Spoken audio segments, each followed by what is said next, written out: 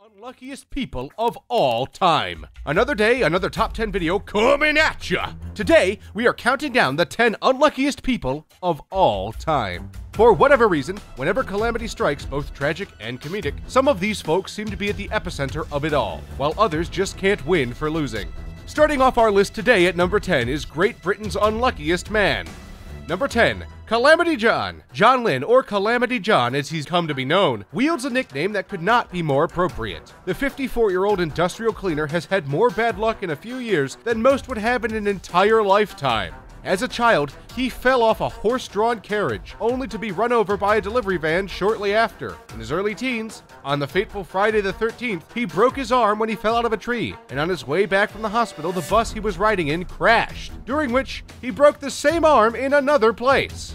Thinking that his unlucky days were behind him, in 2006, a story broke in the newspaper that he had fallen down a manhole while at work. Number 9. Oh dear God. Nedeljko Kabranovic. Nedeljko Kabranovic. I'm very sorry. A member of the little-known anarchist group The Black Hand, Kabranovic found himself in Sarajevo on Sunday the 28th of June, 1914, where he and his twisted comrades were attempting to assassinate the Archduke Franz Ferdinand. As the Archduke's motorcade passed by, Kabranovic launched a grenade at his car, but it bounced off the back, rolling underneath the wheel of another car, exploding seconds later. With the train wreck attempt in progress, Kabranovic tried to avoid capture by swallowing a cyanide capsule and jumping into the river Milojake to ensure his death. But apparently, our young assassin didn't read the expiration date on that cyanide. Unfortunately for himself, the capsule had expired, which caused Kabranovic to vomit uncontrollably. To make matters worse, while he was dry heaving everything he'd eaten in the last 48 hours, the water in the river he jumped into was only 4 or 5 inches deep, and he was promptly arrested by the Bosnian police. Sentenced to 20 years in prison, at the time, Kabranovic was only a minor, so he couldn't be executed, but he would not live to see the light of day, dying 2 years later of tuberculosis. Number 8. Kostis Mitsotakis. Oh god, come on. Kostis Mitsotakis. Christmas is a truly magical time of the year, and for many it means spending some well-needed time with loved ones, stuffing our faces with dessert until explosion, and exchanging a few holiday presents. But for Spain, Christmas represents a wonderful opportunity to change the fortunes of thousands of people across the country. Every year there is a lottery draw so massive, its name literally translates into the Fat One. They call it El Gordo. And in 2012, the luck of the entire village of Sodeto changed when all but one of the 70 households won, resulting in each getting a share of the massive $950 million grand prize. Farmers and construction workers alike walked away with millions of dollars that year, except for one unlucky soul. Enter Kostis Mitsotakis, who also has an unfortunately hard name to pronounce. The man who drew the short stick when he wasn't even given an opportunity to purchase a ticket. It seems that the fine people of the Homemakers Association forgot to knock on his door that day. Alas, poor Kostis will never know what could have been. Better luck next time, buddy. He's probably dead. Number 7. Harry Jenkins. On a calm morning at 10 Mile Lake in Akeley, Minnesota, Harry Jenkins decided it was a fine day for some ice fishing. Accompanied by a few buddies, they arrived to find the lake completely iced over. In a quick attempt to create a large hole in the ice, Jenkins lit and hurled a stick of dynamite across the ice. But like any other day, his beloved Labrador Jerry thought this was just another game of fetch. To Jenkins' horror, Jerry raced after the dynamite, scooping it up in his mouth despite the screams from all 3 men, and cheerfully began running back towards them, wagging his tail happily. Realizing this fiery new spin on the game would not end well for anyone, they began running for their lives in the opposite direction, Jerry hot on their tail. Although the men escaped certain death, the explosion not only killed the dog, but also cracked the ice where his truck was parked along the edge of the lake, which then sank down to the bottom. You'd think at this point things couldn't get any worse for Harry, but when our ice-cracking seaman went to file insurance claim for the loss of his truck, the insurance company refused. Mr. Jenkins learned a valuable lesson that day, one that he won't soon forget. Don't park your truck that close to the lake next time. And also maybe don't throw dynamite with your dog. Number 6. Gianne Rogers. Although not at the top of our list, Gianne Rogers has truly lived a life of misfortune. In 1967, while on a cruise ship, Gianne found herself on the wet deck taking some beautiful pictures. Not long after, she slipped and fell off the deck and into the ocean. Fortunately for Miss Rogers, a close friend saw what happened and began running to get the captain, immediately slipping on the deck and knocking herself unconscious. After coming to an hour later, she informed the captain that a passenger had fallen overboard, and they turned around to find her. Of course, the fun didn't stop there. In 1971, Jeanne suffered permanent nerve damage after her pantyhose were melted onto her legs after being struck by lightning. 2 years later, Rogers was struck by lightning again, but that wasn't where her misfortune ended. While swimming at the YMCA in Hartford, Connecticut, she heard a call for Rogers at the front desk and proceeded to leave the pool to answer it. As she was getting out, she accidentally slipped and pantsed a man who was trying to get out of the pool. The man was none other than Fred Rogers, host of the popular children's television show Mr. Rogers' Neighborhood, who was also getting out of the pool thinking the call was for him. That's insane. Number 5. Violet Jessup. For some, a career at sea might seem like a fantastic opportunity. Between traveling to new places, the wide open ocean, what more could one ask for? But as for Violet Jessup, she probably just should have stayed on land. In 1911, she began her exciting career as an ocean line stewardess, setting sail aboard the RMS Olympic, a luxury ship and largest civilian ship at the time. But after only a few months on board, the RMS Olympic collided with the HMS Hawk, severely damaging both ships.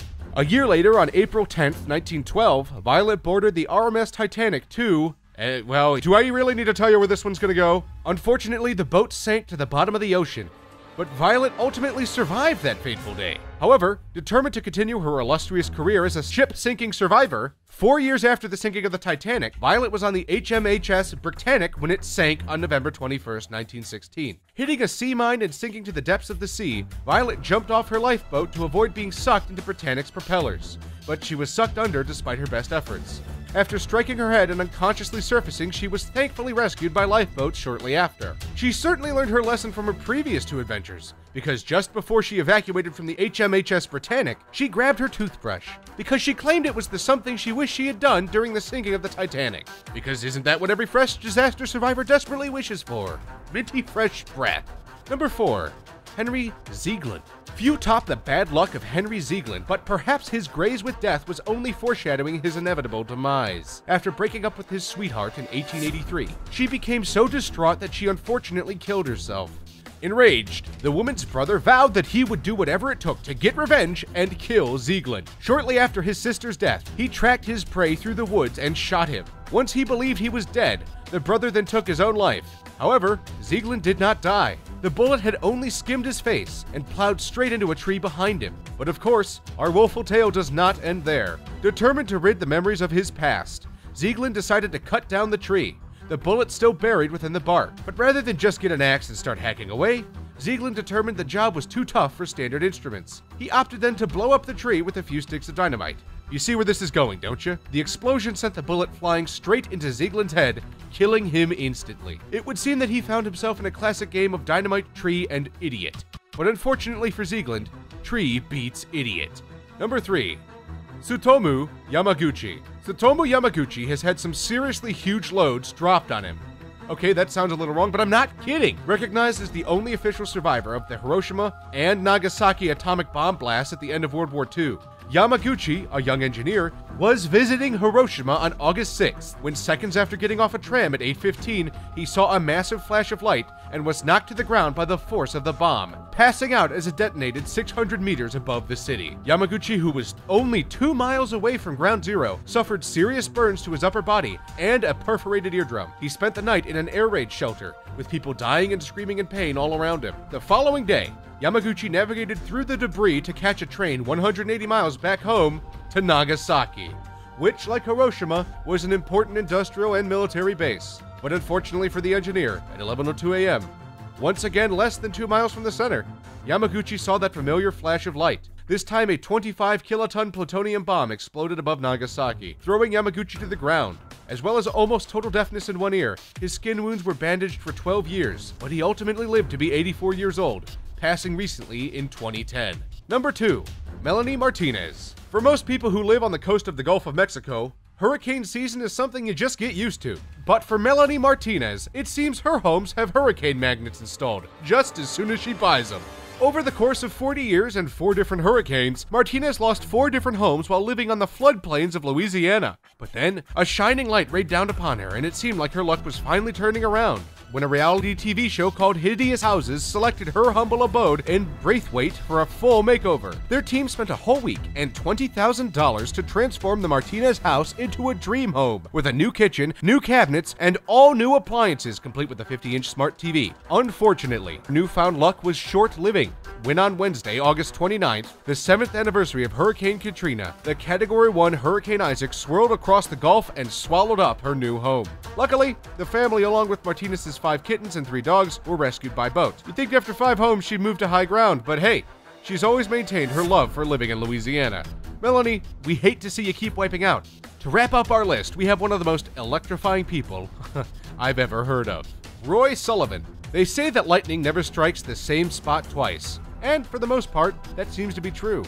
Unless that spot is named Roy Sullivan. The human lightning rod, they call him. The former Shenandoah National Park ranger was struck 7 times in a period between 1942 and 1977. The late Sullivan still holds the Guinness World Record for the most amount of times lightning has struck one human being. What's even more amazing are the odds of being struck by lightning that many times. The odds of being struck by lightning just once in a lifetime are about 3,000 to 1, but 7 times. Those odds are around 22 septillion to 1. Shocking, isn't it? That's it for our list of the top 10 unluckiest people of all time. Were there any unlucky folks out there that we may have missed? Who do you think was the truly unluckiest of them all? Leave a comment down below, subscribe for more top 10 videos, leave a like if you liked it, and thank you guys very much. I hope you have a great day, and have good luck.